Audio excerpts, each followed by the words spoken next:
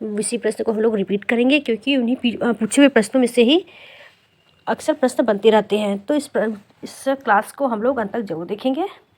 तो चलिए बिना देरी किए इस क्लास को शुरू करते हैं। देखते हैं सबसे पहले प्रश्न संख्या 1, समग्र भक्तिकालीन काव्य पर कौन सी विशेषता लागू होती है? ए, अवतारवाद में विश्वास, जाति प्रथा का निषेध, सी, अहंकार का त्याग, या डी, ईश्वरी लीला गान। तो इसका सही आंसर क्या है? अहंकार का त्याग। दूसरा प्रश्न, ब्रह्म संप्रदाय के संस्थापक कौन है? श्री निम्बार्काचार्य या शंकराचार्य या श्री माधवाचार्य या श्री रामानुजाचार्य। तो इसका सही आंसर क्या है? माधवाचार्य।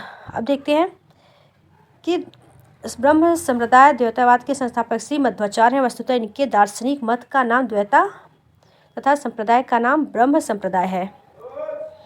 द्वैतवाद सिद्धांत में विष्णु और लक्ष्मी उपास्य माने जाते हैं। भक्तिकालीन आचार्य संप्रदाय का नाम ब्रह्म संप्रदाय है। अब चलिए देखते हैं भक्तिकालीन संप्रदाय व आचार्य व संप्रदाय इनके कौन कौन से हैं। रामानुजाचार्य का है श्री संप्रदाय, विष्णु स्वामी का रुद्र संप्रदाय, निम्बार्काचार्य का सनकादि संप्रदाय, रामानंद का रामोद संप्रदाय, हरिदास का सखी संप्रदाय, हरिदास का एक टट्टी संप्रदाय। चलिए आगे बढ़ते हैं। महाराष्ट्र के भक्तों में किसका नाम सबसे पहले आता है? तो किसका आता है? नामदेव का नाम। आगे बढ़ते हैं।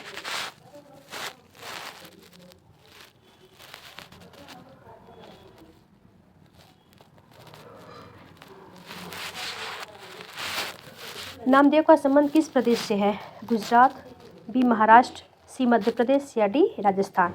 इसका सही आंसर क्या है? मध्य प्रदेश से नामदेव का स्थान है। महाराष्ट्र के भक्तों में सबसे पहले किसका नाम आता है? नामदेव, ज्ञानदेव, गोरखनाथ, एकनाथ। तो सबसे पहले किसका आता है महाराष्ट्र के भक्तों में नाम? तो नामदेव का। विठोबा का भक्त किसे माना जाता है? ए रहीम, बी मीराबाई, सी सूरदास, या डी नामदेव। किसको माना जाता है? तो नामदेव को। तमिल भाषा में किस महाकवि ने रामायण की रचना की है? ए कंब, बी पंप, हेमचंद्र, या कृतिवास। तो सही आंसर क्या? तमिल भाषा में किसने की थी रामायण की रचना? तो कंब ने। आगे बढ़ते हैं।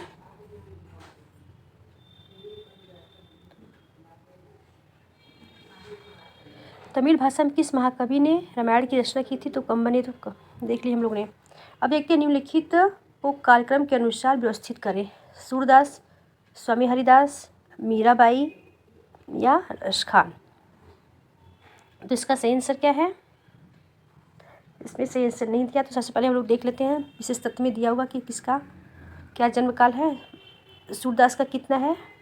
सूरदास का है आपका 1478। मीराबाई का कितना है? 1504। और ये किसने माना है? बच्चन सिंह और भागीरथ मिश्र ने। जैसे प्रश्न भी बन सकता है कि बच्चन सिंह और भागीरथ मिश्र के अनुसार मीराबाई का जन्म काल क्या है? तो 1504। और बच्चन सिंह और भागीरथ मिश्र के अनुसार सूरदास का जन्म कितना है? तो 1478। आगे देखते हैं रसखान। रसखान का क्या है? 16वीं शताब्दी रसखान का है, जिसको आप लोग याद करके रखिएगा।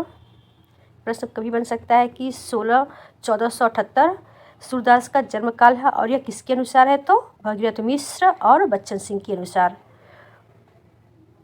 और स्वामी हरिदास का जन्म क्या है? 1512 ईस्वी। 1512 ईस्वी किसके अनुसार है? ये भी बच्चन सिंह के अनुसार ही है। आगे बढ़ते हैं।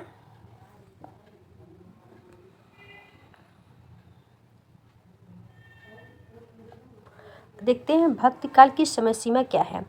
विक्रमी संवत 1275 से विक्रमी संवत 1700।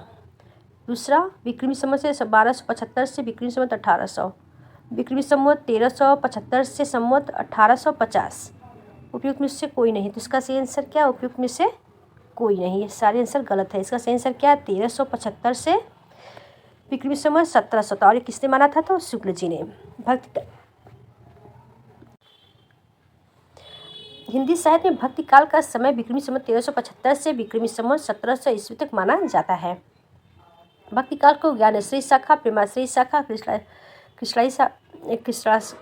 कृष्णाश्रयी शाखा तथा रामाश्रयी शाखा में विभक्त किया जाता है। ज्ञानाश्रयी शाखा के प्रमुख कवि कौन कौन हैं? कबीरदास हैं, रैदास हैं, मलुकदास हैं और प्रेमाश्री शाखा के कौन कौन से कवि हैं? तो मलिक मोहम्मद जैसी हैं।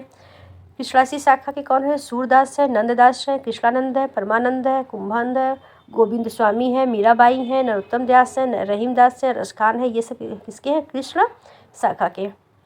अब रामाश्री शाखा के कौन कौन कवि हैं? सबसे महत्वपूर्ण कवि कौन है? तुलसीदास है, अग्रदास है, बहुत सारे कवि हैं। आगे बढ़ते हैं। संवत 1375 और 1700 तक के साहित्य में कौन सी भावधारा परिलक्षित होती है? तो भक्ति काल। और ये किसने माना था ये कार्यकाल?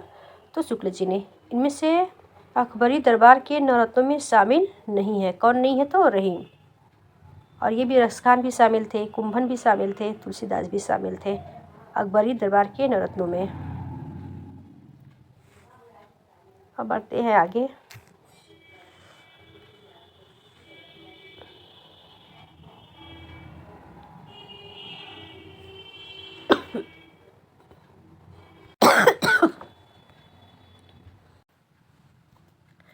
कुछ लोगों ने तात्कालिक रूप से परिस्थितिगत प्रेरणा के रूप में मुस्लिम आक्रमण और राज्य स्थापना से भक्ति आंदोलन को जोड़ा, जिसमें रामचंद्र शुक्ल प्रमुख हैं।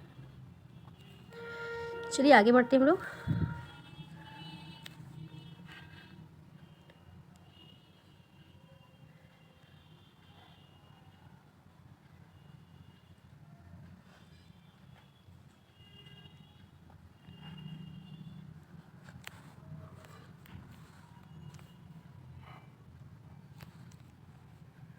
रामानुजाचार्य ने किस दर्शन का प्रतिपादन किया था? अद्वैतवाद, शुद्धाद्वैतवाद, विशिष्टाद्वैतवाद या द्वैतवाद? तो इसका सही आंसर क्या है? विशिष्टाद्वैतवाद।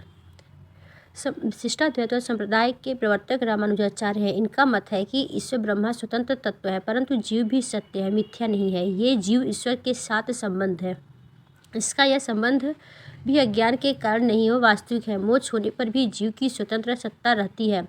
भौतिक जगत और जीव अलग अलग रूप से सत्य है, परंतु ईश्वर की सत्यता इनकी सत्यता से विलक्षण है।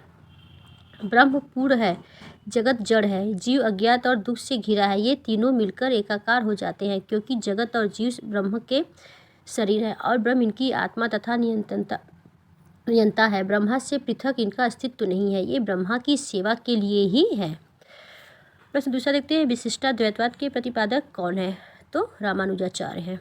दक्षिण के अलवार संत किस शाखा से संबंधित माने जाते हैं? किससे माने जाते हैं? तो ए प्रेम मार्गी, दूसरा ज्ञान मार्गी, सी राम भक्ति, सी कृष्ण राम भक्ति। किससे माने जाते हैं? दक्षिण की अलवार।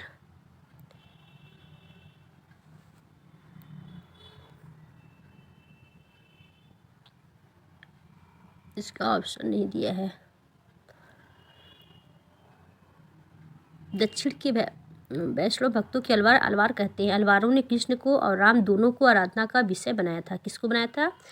कृष्ण और राम को दोनों को आराधना का विषय बनाया था। अब देखते हैं अलवार संत या भक्त कौन कौन थे।